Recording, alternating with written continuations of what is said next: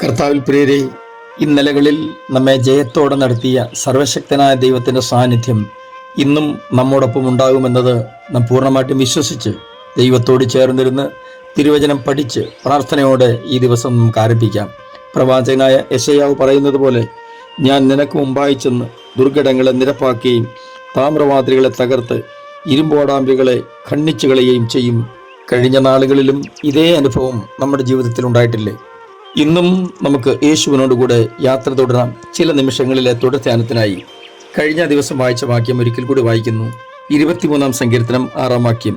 നന്മയും കരുണയും എൻ്റെ ആയുഷ്കാലമൊക്കെയും എന്നെ പിന്തുടരും. ഞാൻ യഹോവയുടെ ആലയത്തിൽ ദീർഘകാലം വസിക്കും. ഒരു മനുഷ്യൻ്റെ ജീവിത വിജയത്തിന് ആവശ്യമായ എല്ലാ നല്ല ഉപദേശങ്ങളും ഈ സങ്കീർത്തനം, അതായത് 23-ാം സങ്കീർത്തനത്തിൻ്റെ ഈ 6 വാക്യങ്ങൾ വിശദമായി പഠിച്ചാൽ നമുക്ക് മനസ്സിലാവും. ഇസ്രായേലിൻ്റെ ഒന്നാമത്തെ രാജാവായിരുന്ന ശൗല് തൻ്റെ അഭിഷേകം നഷ്ടപ്പെടുത്തി, രാജപദവി നഷ്ടപ്പെടുത്തി, ദൈവത്തിൽ നിന്ന് ലഭിച്ച നന്മകൾ, പദവികൾ ഇത് മുഴുവനും നഷ്ടപ്പെടുത്തി. ഈ ശൗലിനെ അഭിഷേകം ചെയ്ത അതേ പ്രവാചകൻ, അതായത് ശമൂവേൽ പ്രവാചകൻ തന്നെയാണ് ദാവീദിനെയും അഭിഷേകം ചെയ്തത്. ദൈവത്തിന് മനസ്സലിവ് തോന്നിയാൽ ആരെയും അഭിഷേകം ചെയ്യും. ദൈവത്തിന് ഇഷ്ടം തോന്നിയാൽ ആരെയും ഉയർത്തും. എന്നാൽ അത് നിലനിർത്തേണ്ടത് നമ്മുടെ ഓരോരുത്തരുടെയും കടമയാണ്. ദൈവം നൽകുന്ന എല്ലാ ഉയർച്ചയും നന്മയും ജീവിതത്തിൽ നിലനിർത്തുവാൻ ആവശ്യമായ സന്ദേശം അടങ്ങുന്ന ഈ ചെറിയ സങ്കീർത്തനം, അതായത് 6 വാക്യങ്ങൾ മാത്രമുള്ള 23-ാം സങ്കീർത്തനം എല്ലാവർക്കും ഒരുപോലെ അനുഗ്രഹമാണ്. നമുക്കും നിശ്ചയമായിട്ടും ഇത് അനുഗ്രഹമായിരിക്കുന്നു. ശൗലിനെ അഭിഷേകം ചെയ്തതുപോലെ ദാവീദിനെ അഭിഷേകം ചെയ്തു. എന്നാൽ ശൗൽ പരാജയപ്പെട്ടു. ദാവീദ് ചെന്നയിടത്തൊക്കെ യഹോവയായ ദൈവം തനിക്ക് ജയം നൽകി, സ്വസ്ഥത നൽകിയെന്ന് കഴിഞ്ഞ ദിവസം നമ്മൾ ഓർത്തല്ലോ. ദാവീദ് ദൈവത്തെ വിശ്വസിച്ചതും ആശ്രയിച്ചതും തൻ്റെ ജീവിത അനുഭവത്തോട് ചേർത്ത് വെച്ചുകൊണ്ടാണ്. അതായത് താൻ തൻ്റെ ആടുകളെ എങ്ങനെയാണ് മേയിച്ചതും പരിപാലിച്ചതും അതേ നിലയിൽ ദൈവം എന്നെ പരിപാലിച്ചാൽ തീർച്ചയായിട്ടും അതിൽ നിന്ന് സന്തോഷവും സംതൃപ്തിയും ഉണ്ടാകുമെന്ന് ദാവീദിനറിയാം. അത്രത്തോളം ആത്മാർത്ഥമായി ദാവീദ് തൻ്റെ ആടുകളെ സ്നേഹിക്കുകയും പരിപാലിക്കുകയും കരുതുകയും സംരക്ഷിക്കുകയും ചെയ്തു എന്ന് ദൈവത്തിൻ്റെ വചനത്തിൽ നമ്മൾ വായിക്കുന്നുണ്ടല്ലോ. നിങ്ങളുടെ ജീവിതത്തിൻ്റെ ഏത് കൈപ്പേറിയ അനുഭവങ്ങളിലൂടെ കടന്നു പോകുമ്പോഴും ദൈവത്തിന് ആ കയ്പിനെ മധുരമാക്കാൻ കഴിയുമെന്ന് പൂർണ്ണമായിട്ടും വിശ്വസിക്കണം. 1-ാമത്തെ വാക്യം കഴിഞ്ഞ ദിവസം വളരെ ചുരുക്കമായി വിശദീകരിച്ചു. തുടർന്ന് 2-ാമത്തെ വാക്യത്തിൽ നിന്നും ഒരു ചിന്ത നമുക്ക് പങ്കിടാം. താൻ പറയുന്നത്, പച്ചയായ പുൽപ്പുറങ്ങളിൽ അവൻ എന്നെ കിടത്തുന്നു, സ്വസ്ഥതയുള്ള വെള്ളത്തിനരികത്തേക്ക് എന്നെ നടത്തുന്നു. വ്യത്യസ്ത കാലാവസ്ഥ പരിചയമുള്ള ഏതൊരാളോട് ചോദിച്ചാലും അവർക്ക് പറയാൻ കഴിയുന്നത്, ആണ്ടിൻ്റെ എല്ലാ ദിവസവും അവർ പാർക്കുന്ന മേഖലകളിൽ എല്ലാം പച്ചത്തലപ്പും ഒരുപോലെ പച്ചയായി തന്നെ നിൽക്കില്ല.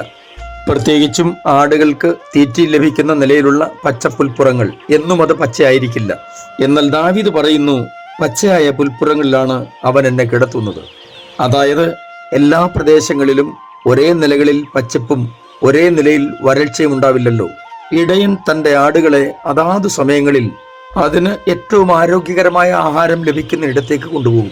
ഫോണിലൂടെയും മറ്റും പ്രാർത്ഥനാ വിഷയങ്ങൾ ആവശ്യപ്പെടുന്ന പലരും അവർ ഇപ്പോൾ അനുഭവിക്കുന്ന ജീവിതം, ഇപ്പോൾ നയിക്കുന്ന ജീവിതം വല്ലാത്ത വരൾച്ചയുടേതാണ്, അല്ലെങ്കിൽ പ്രതീക്ഷിച്ച നിലകളിലുള്ള യാതൊരു അനുഗ്രഹങ്ങളും കാണുന്നില്ല എന്നൊക്കെ പറഞ്ഞ് പ്രാർത്ഥിക്കാൻ ആവശ്യപ്പെടാറുണ്ട്.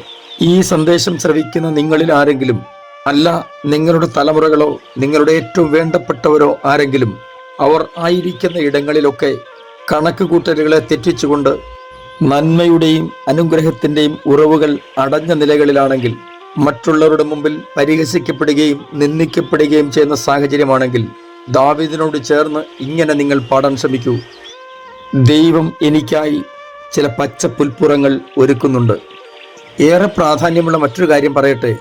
നമ്മൾ പ്രതീക്ഷിച്ചതിലും നല്ല ജോലിയും നല്ല വരുമാനവും ജീവിത സാഹചര്യമൊക്കെ മെച്ചപ്പെട്ട അനുഭവങ്ങളിലൂടെയൊക്കെയാണ് കടന്നു പോകുന്നതെങ്കിലും പല ആളുകൾക്കും ജീവിതത്തിൽ ഇല്ലാത്തൊരു കാര്യമാണ് സ്വസ്ഥത.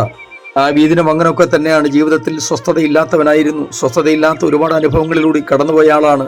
എങ്കിലും തനിക്കൊരു കാര്യം ഉറപ്പുണ്ട്, ഈ അവസ്ഥകളെല്ലാം മാറും. സ്വസ്ഥത സ്വർഗം എനിക്ക് വേണ്ടി ഒരുക്കും.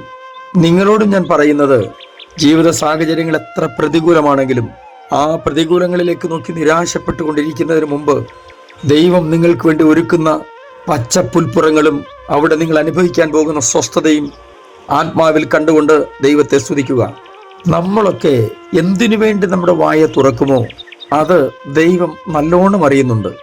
എത്ര സന്തോഷത്തിൻ്റെ അനുഭവം ഉണ്ടെങ്കിലും നല്ലോണം ദൈവത്തെ സ്തുതിക്കാത്ത ആളുകൾ എത്രയുണ്ടെന്നറിയാമോ? എന്നാൽ ഒന്നുമില്ലെങ്കിലും അവർക്ക് ദൈവം കൊടുത്ത ആരോഗ്യവും ബലവും മാത്രം ഓർത്തുകൊണ്ട് ദൈവത്തെ സ്തുതിക്കുന്ന ആളുകളെ നിങ്ങൾ കണ്ടിട്ടില്ലേ? ഞാൻ വിശ്വസിക്കുന്നു ഈ ദിവസങ്ങളിൽ ചിലരുടെ ജീവിതത്തിൽ അവർ നേരിടുന്ന എല്ലാ വരൾച്ചകളും തമ്പുരാൻ മാറ്റാൻ പോവുകയാണ്. ഞാൻ നിങ്ങൾക്കൊണ്ട് പ്രാർത്ഥിക്കുന്നു. സ്വർഗീയ പിതാവേ, ഞങ്ങളുടെ ജീവിതത്തിലെ ഇരുണ്ട അനുഭവങ്ങൾക്കും കൈപ്പേറിയ സാഹചര്യങ്ങൾക്കും അപ്പുറം അങ്ങ് ഞങ്ങൾക്ക് വേണ്ടി ഒരുക്കുന്ന പച്ച പുൽപ്പുറങ്ങളും അതിനോടൊപ്പമുള്ള സ്വസ്ഥതയും വിശ്വാസ കണ്ണാൽ കണ്ടുകൊണ്ട് മുന്നേറാൻ ഞങ്ങളെ സഹായിക്കണമേ. യേശു ക്രിസ്തുവിൻ്റെ പുണ്യനാമത്തിൽ തന്നെ ആമേൻ.